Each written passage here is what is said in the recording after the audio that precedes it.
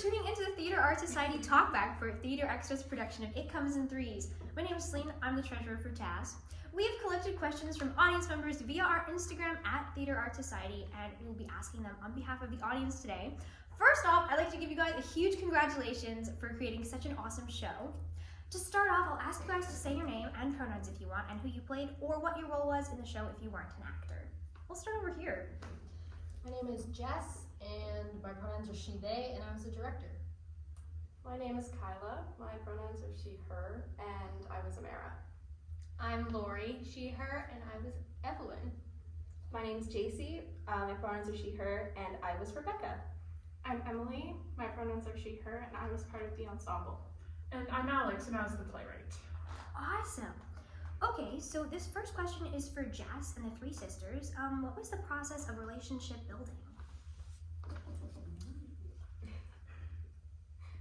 I'd say the big thing for us was just like running lines and like kind of just talking about like what it means and what like the characters were going through, and then we like became friends. We were like, hey, sisters. Yeah. We had pizza together one night. I was just gonna say Yeah, that. pizza night. Okay, Yeah, we have a group chat, and the pizza night I think for sure was like, we were like, it's so important that we have sisterly bonding. Awesome. Yeah. Jess, can you think of anything you guys did like during rehearsal to facilitate like relationship building? Yeah, we had a sister rehearsal. Oh, lovely. A couple of them, where we just went through your guys' monologues. I almost called them cycles. Monologues. And just like worked on each sister individually. And then we had times where we worked on the sisters together afterwards, which I think was very helpful because you guys grew a lot and it was really nice to see. Awesome. And this is a question that anybody can answer, but what was the process of working with a less natural, more poetic text? And you can just like go down the line, and if you have something to say, talk about it. Okay, for me, I initially, it's difficult not working with like a really realistic text because then there's so many possibilities. So first I was like, ensemble, what's the ensemble gonna do? Then I was like, oh, I was imagining like a giant ensemble. I was like, no, I don't need a giant ensemble. But it's creating those moments that are all real, but then in a less realistic world, which is really cool, which, you know, then you have like the freedom to really interact with movement and all that fun stuff as well. So it's kind of freeing once you know where you're going, but at the very beginning, you're like, scary. For sure. Cool. Alex, when you started out writing the play, was it important to you that it would end up being in this like verse and poetry world? From the beginning, I did not want it to be traditional dialogue. Yeah. So I think my first draft of this work first manifested itself back in January. And from the get-go, it was not a realistic piece, never intended to be a realistic piece. But yeah, I think I could maybe go even further back with this and think that the very, very first iteration of kind of like Sisters in Grief was back in my playwriting 1 class when we were still all online because of COVID. And that was a realistic piece when the idea first evolved. So I guess twisting out of that very early beginning of, I don't like this realism, this doesn't properly encompass it, and then twisting into this more poetic language and slowly focusing more and more and more on the language was really important part of the process, to a point where the script everyone got at the end had no stage directions whatsoever. So my writing and my point of view on it completely comes out of the writing versus any sort of instructions. I don't know how much that's answering the question, but that's how Okay, cool. So, I just wanted to ask everybody, what was your favorite part of the process and your favorite moment in the show? And we'll start with Jess and just go down the line. Favorite part of the process? Yeah. Oh my gosh. It would be like kind of difficult to say the whole thing.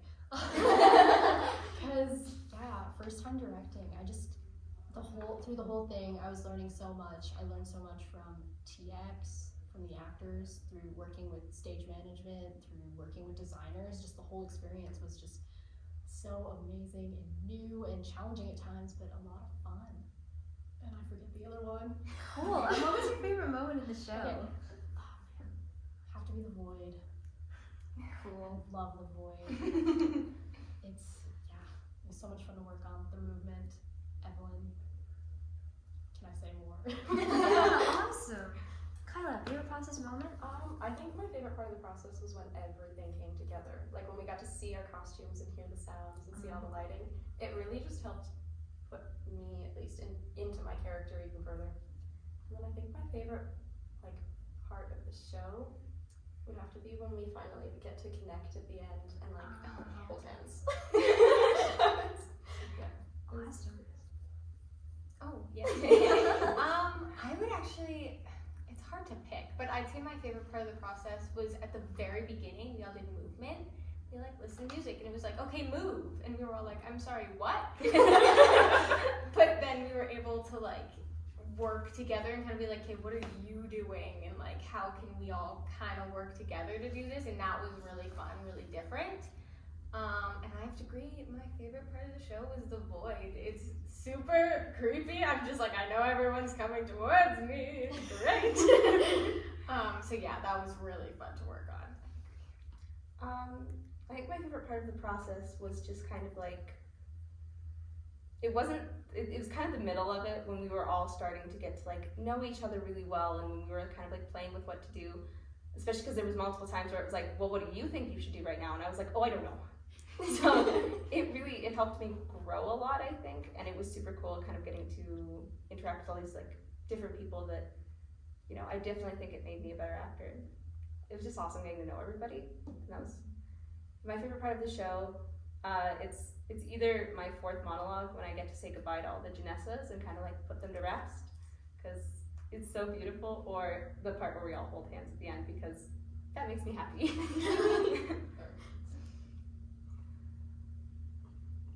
Sorry, I forget the first question. I That's just kind of left. That's so fair. Favorite moment in the process and Yes. favorite moment in the show? My favorite moment in the process, I agree with JC, was when we were starting to figure out what the show was going to look like. We had a framework, but we as actors got an opportunity to affect how the show's outcome would look like. And it was such a good opportunity to bond with these people and really find the show as a group. My favorite moment in the show is not necessarily a moment, but I love getting to watch people who don't necessarily get to play certain roles embody those roles and just put themselves out there, or embody something that is more abstract. It's such a cool thing to watch. Awesome. And Alex, I know you weren't there for all the rehearsals, but favorite moment in the show? Favorite moment in the show, I think the one that got me the most every time was Amara's last monologue, where the ensemble's coming out on stage with their backs turned, and the slow turning of the ensemble members and the evident emotion on their faces during the moments where it's but the even noticeable are the ones who are floating along beside you. It's like, oh, Fantastic.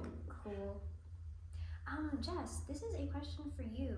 Since there was no stage directions with the play, how did you go about incorporating the ideas of the theme of grief and movement together? Ooh, that's a big one. Well, I read Alex's previous drafts, so even with without the stage directions, not her. Okay, start over. The previous draft with the stage directions, I had an idea of where she wanted it to go, not in a sense on stage, but in the story. So that really helped me out, even though it wasn't in the final draft. It just gave me more intentions behind it. So I think that really helped. And also just, combing through all the monologues, being okay, where is this character? Where are the high points? Where are the lows? To really affect the movement. And plus the void. I saw the word void and I was attack. Fantastic.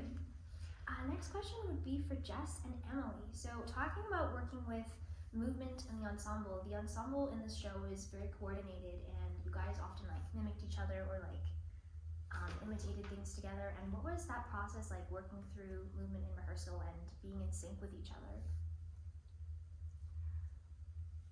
I don't think it necessarily was purposeful. I Mhm. think it was a part us getting closer together. At the beginning, we had opportunities to just explore movement, find those values, those high points, those low points, and just bonding helped us communicate on stage and find language through motion. And so it's not necessarily that we were mimicking each other or we decided on something. It's that we found a language and then we found ourselves within that language. Awesome. Jess, anything to add on? Yeah, to add on to that, when you said finding like a language, I think that really translated, I'm gonna go back to the void again. Of course. Into the void, because I know there was a lot of disputes in rehearsal, like, hey, what are we as the void? Like, how are we acting? And then once they like really decided on like a general, just, I like the word language again, just same, different words, same book sort of deal.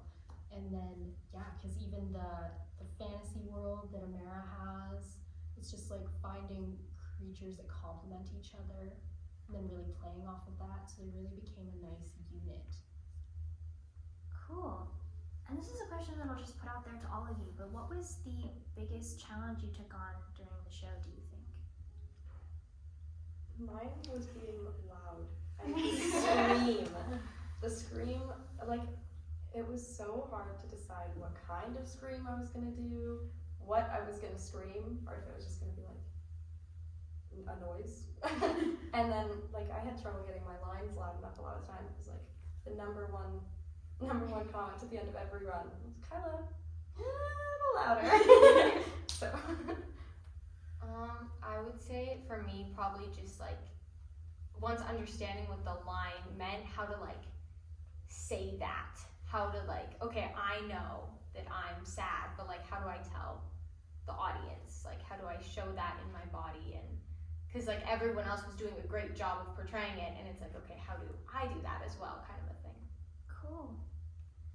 I think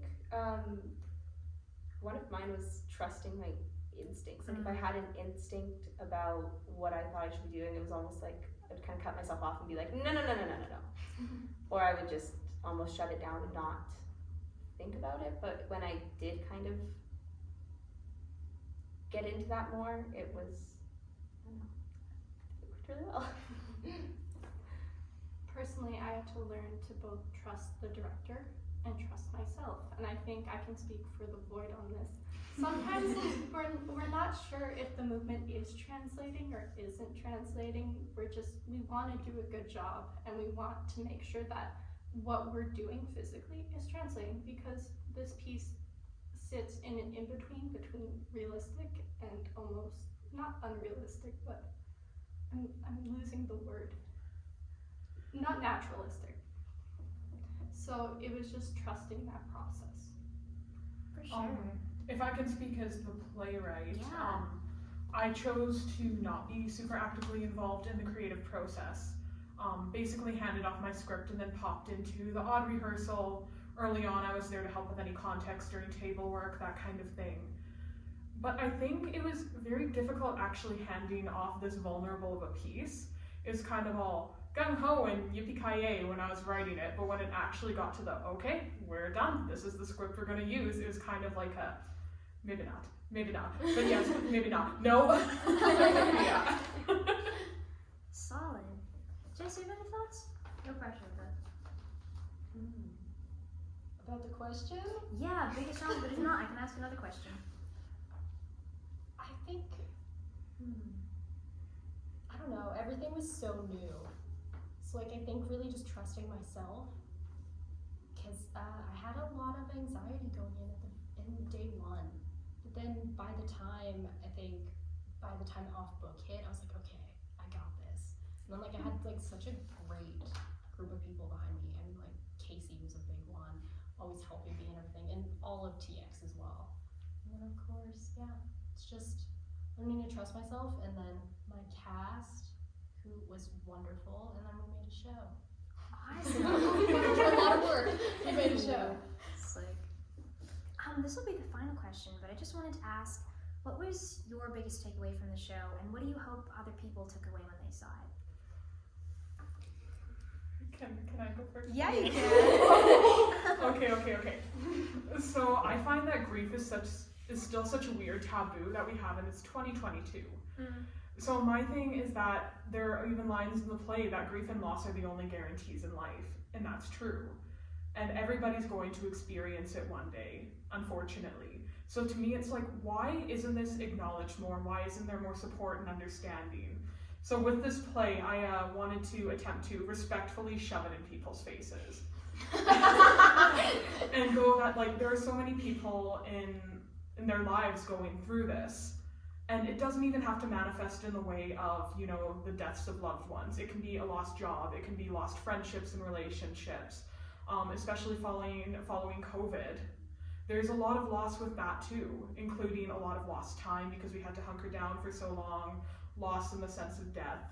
So I thought it was still relevant. Grief and loss will always be relevant. Yeah. Beautiful. Solid. Anyone else have like a takeaway, like, I left the show thinking about this? I really left the show thinking about just how everyone really deals with grief so differently. Like, you don't know what anybody's going through and how they're going to express that. And I really hope that that's kind of what the audience got out of it too, is that like somebody may be processing something in a way that's different from how you're processing it, and that's okay, because, you know, it does happen. There's a lot of grief, a lot of loss, and it's okay to process it however you do. Awesome. Any other thoughts? I would say for me, it's very much like it's okay to feel the way that you do when you have grief for anything.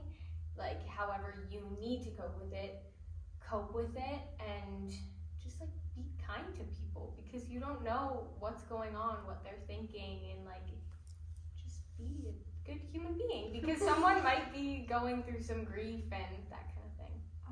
Actually, mine kind of goes off of that, but what I took away from this is that I think we need to give ourselves some more lenience through difficult times. I think, and if we're talking about COVID, we expect ourselves to function normally after things happen.